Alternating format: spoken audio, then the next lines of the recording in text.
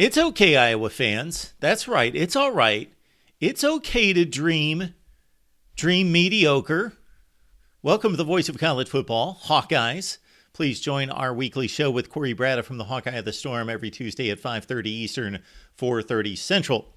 We have learned on this fine Friday that Kevin Johns, the offensive coordinator at Duke, has interviewed with Kirk Ferentz for the offensive coordinator's job. And Kevin Johns has had some pretty favorable stops: Indiana, Texas Tech, Duke recently, and also Memphis. So let's look at Kevin Johns and his coaching career as an offensive coordinator and where his teams have landed in the national rankings and put some context to it. 2 seasons at Duke under Mike Elko, who has since left for Texas A&M in 2022 and 23. That first offense did really well. So David Cutcliffe was the head coach and the offensive coordinator prior to Kevin Johns, and David Cutcliffe did a reasonably good job at Duke. Poor beginning, then took off in his middle years, and then Duke was just an awful football team during Cutcliffe's final 3 to 4 seasons. And so the offense for Kevin Johns was number 44 in total offense, number 44 Iowa fans in 2022, 38th in the nation in yards per play. Can you imagine Iowa fans having an offense that ranks number 38 in the nation in yards per play? Wouldn't that be something else? They were 39th rushing the football. In Iowa, you're supposed to be able to run the football. You're known for offensive line play, even though it's not been up to Kirk Ferentz standards of the 25 seasons here. Iowa's supposed to be able to run the football and be a power running team that produces offensive linemen for the NFL and therefore running games that are capable. And that's not been the case. But under Kevin Johns in the ACC, 39th nationally in rushing offense and number 32 in average yards per carry at 4.95. This 2022 Duke offense was led by Riley Leonard, who is now the quarterback at Notre Dame. 20 touchdowns and 6 interceptions, ran for 13 touchdowns. And again, Iowa fans, consider an offense where your quarterback accounts for 33 touchdowns. We should probably go back year by year and see the last time an Iowa quarterback accounted for 33 touchdowns. I'm guessing we got to go back to Brad Banks in 2002. And consider that this Duke football team was horrendous. They had lost 16 of 17 games in the ACC prior to 2022 and the arrival of Elko and Johns. They were 68th in passing, but they were 49th in pass efficiency. So the passing yardage total, not nearly as important as the efficiency. 49th in the country again. Riley Leonard at quarterback. Jordan Waters ran for 8 touchdowns, and they had 2 wide receivers with over 60 catches in Jalen Calhoun and Jordan Moore.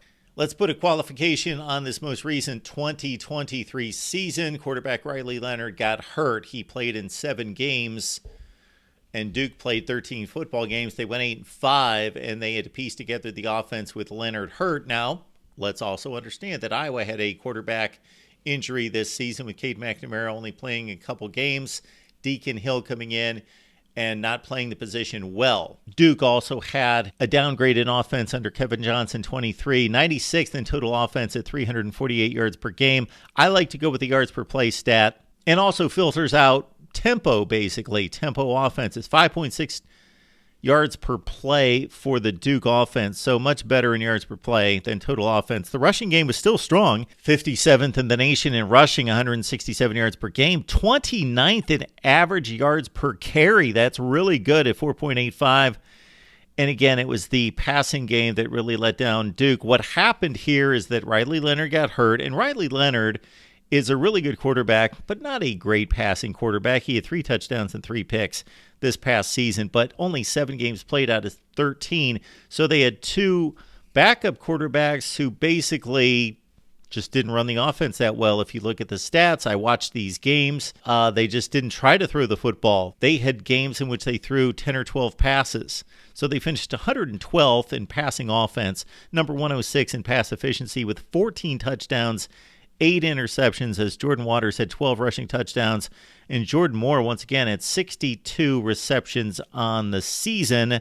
Now, the Duke offense prior to Kevin John's arrival in 2021 was 54th in total offense, 91st, though, in yards per play. So he improved an offense that was number 91 in the nation in yards per play to number 38 and then number 74. The rushing offense was number 73 in average yards per carry and just a number 95 pass efficiency mark before Kevin Johns arrived.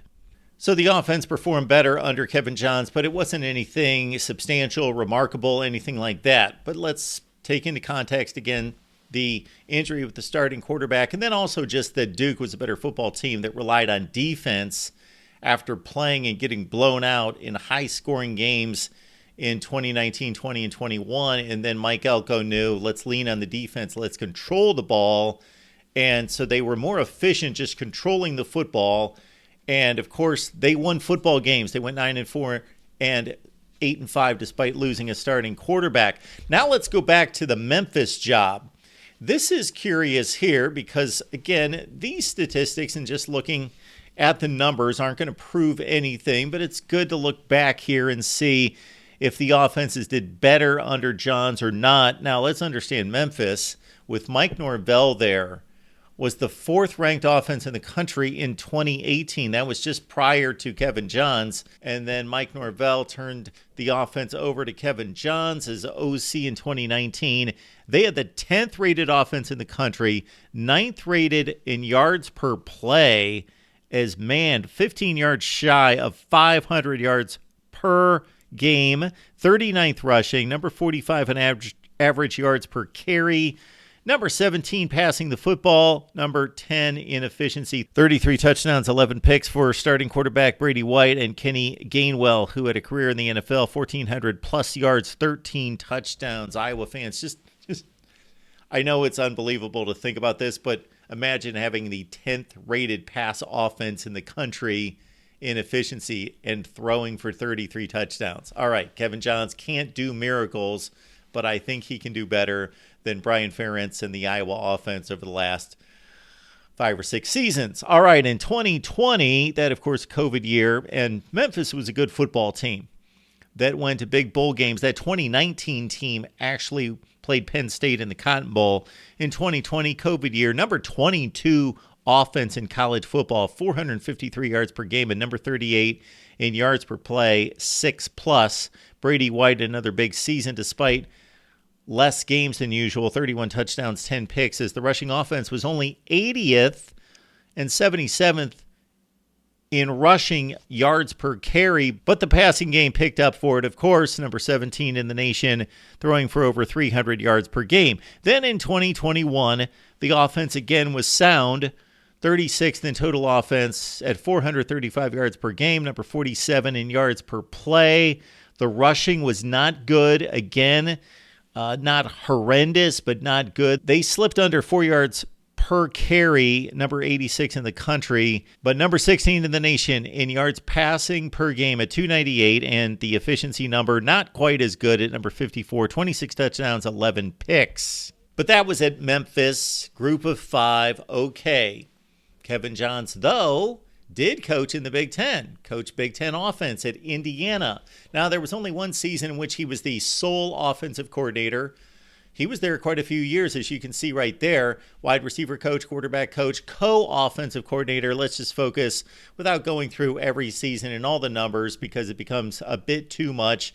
And let's focus on the one season as sole offensive coordinator, that being in 2018, as the Indiana offense was number 52 in the country. Again, Iowa fans, imagine having the 52nd ranked offense in the country. Indiana's doing this against Big Ten defenses, 45 spots better than Iowa, with Peyton Ramsey at quarterback, who also played at Northwestern. Of course, Stevie Scott ran for over 1,100 yards and 10 touchdowns for this team, and Nick Westbrook was the main wide receiver for a rushing offense that was number 63 in average yards per gained at 4.4. And then the passing offense was number 36 in the country at 258 yards per game. The efficiency wasn't so great at number 85, but still a marked improvement over what Iowa produces. The efficiency suffered because Peyton Ramsey threw 13 interceptions.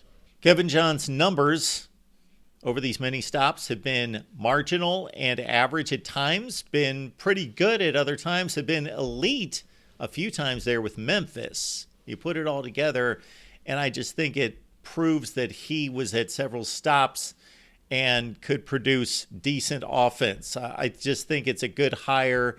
It's probably the hire to make.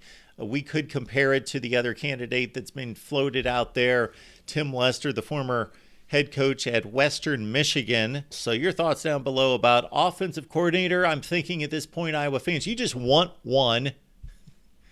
And in comparison to what the offense has been with the Hawkeyes in recent years, again, Kevin Johns would be a marked improvement. Hire the man. All right. Appreciate you being here at the Voice of College Football. Please hit the like button, subscribe, and we'll see you on Tuesdays for Hawkeyes Live right here at the Voice of College Football.